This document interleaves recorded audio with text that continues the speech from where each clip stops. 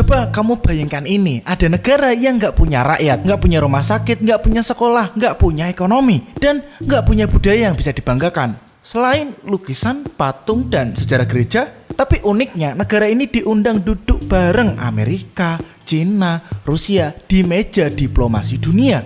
Dan ukurannya ya cuma segede lapangan bola. Ya inilah negara Vatikan, negara paling kecil, paling unik, tapi paling berpengaruh di dunia. Negara ini nggak punya warga tetap. Serius, nggak ada yang lahir di Vatikan terus jadi orang Vatikan. Nggak percaya? Ya cek sendiri di CIA World Factbook. Di sana tidak ada pertumbuhan penduduk, alias nggak ada sebutan buat orang Vatikan. Karena ya emang nggak ada orang Vatikan. Yang tinggal di sana cuma karyawan Tuhan, biarawati, pastor, kardinal, sama paus. Itu pun tinggalnya cuma sementara. Gajinya dari donasi. KTP-nya ya KTP negara lain. Tapi uniknya, dunia tetap nyebut Vatikan sebagai negara berdaulat. Punya bendera sendiri, punya paspor sendiri, punya mata uang. Ya walau ngikut euro, tapi punya cap diplomatik. Dan lebih gokilnya lagi, punya kursi di PBB. Nah kalau ditanya gimana ceritanya Vatikan bisa lahir sebagai negara? Nah kita perlu lompat ke abad ke-19. Waktu itu gereja Katolik bukan cuma punya umat, tapi juga punya wilayah kekuasaan. Luasnya nggak main-main, sekitar 44.000 km persegi. Segede Belanda.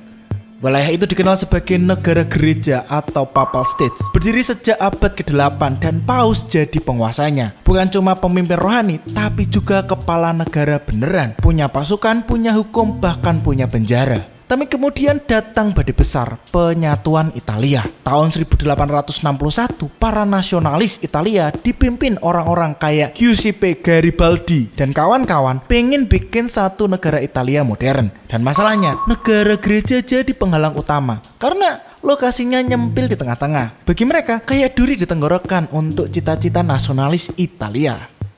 Akhirnya tahun 1870 pasukan Italia menyerbu Roma. Mereka mencaplok wilayah negara gereja. Kota Roma dijadikan ibu kota Italia. Dan Paus Pius ke-9 ngamuk. Tapi bukan ngamuk yang teriak-teriak. Paus Pius milih cara protes yang elegan.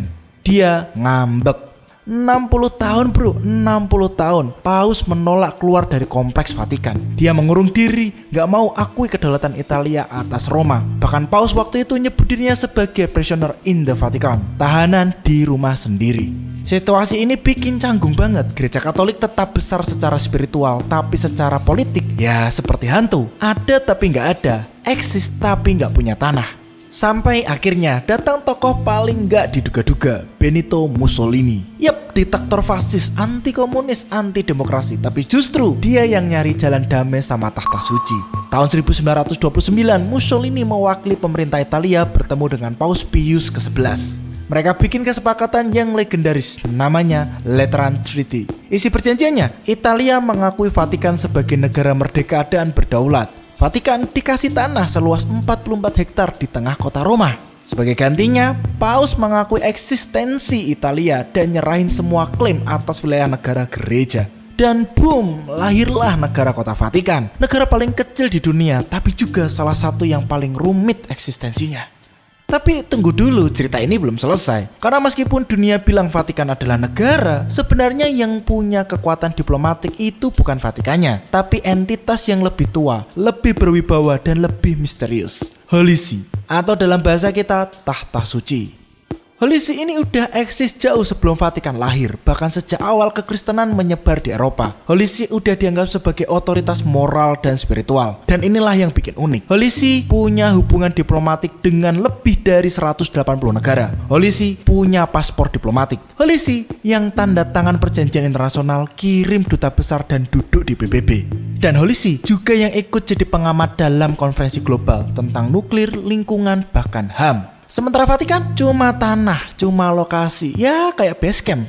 Kalau Vatikan itu tubuh, maka Holy See adalah jiwa dan Paus adalah keduanya. Kepala negara Vatikan sekaligus pemimpin Holy See. Makanya meski luasnya cuma 44 hektar, kekuatan Vatikan gak bisa diremehkan. Dia bukan sekedar negara, tapi simbol global dari kekuasaan spiritual yang bisa bikin dunia mendengarkan. Meski gak punya rudal, meski tak punya tambang emas, atau ekspor sawit.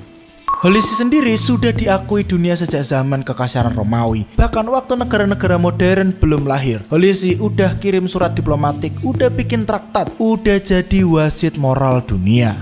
Makanya dia punya status sebagai permanent observer di PBB. Artinya boleh hadir di sidang umum, boleh ngomong, boleh kasih opini, tapi gak boleh voting. Ya kayak netizen yang bijak, suaranya ada tapi gak bisa nentuin hasil. Tapi meski begitu ya jangan diremehkan. Vatikan itu ibarat karakter mini di game geopolitik, tapi levelnya sudah max. Punya moral power. Waktu dunia ribut soal cloning manusia, Paus turun tangan. Waktu perang Irak meletus, Holisi teriak damai. Waktu isu Palestina meledak, Holisi jadi penengah. Mereka memang gak punya tank, gak punya rudal, tapi punya sesuatu yang lebih tajam, pengaruh moral. Uniknya lagi di sistem pemerintahannya, monarki absolut non-herediter yang dipilih, alias rajanya gak diturunin dari darah biru, tapi dipilih lewat konklav. Dan konklav sendiri adalah suatu pertemuan dewan kardinal tertutup yang diadakan untuk memilih seorang paus yang merupakan uskup Roma sekaligus kepala gereja Katolik Roma sedunia. Dan cara ini tidak berubah sudah sejak 8 abad. Tapi begitu terpilih, dia jadi kepala negara, kepala gereja, dan kepala moral dunia. Jadi pertanyaannya, kalau Vatikan bisa jadi negara tanpa rakyat, tanpa ekonomi, tanpa pemilu, dan tanpa ekspor, sebenarnya apa sih definisi negara? Tanah, pengakuan, atau kekuatan narasi? Dan kenapa dunia lebih mudah menerima negara super mini ini, tapi masih memperdebatkan eksistensi negara seperti Palestina, Kosovo, atau Taiwan? Ya coba kamu pikirin, kalau negara paling mini bisa bikin dunia dengerin, apa yang bikin negara-negara lain masih diabaikan? Kasih pendapatmu di kolom komentar, apakah Vatikan ini contoh nyata keajaiban diplomasi? Atau bukti bahwa dunia ini kadang lebih percaya pada simbol daripada realitas? Jangan lupa untuk like, share, dan subscribe Relung Nalar karena dunia ini terlalu absurd kalau nggak kita bahas dengan nalar. Terima kasih udah nonton, dan ini Relung Nalar.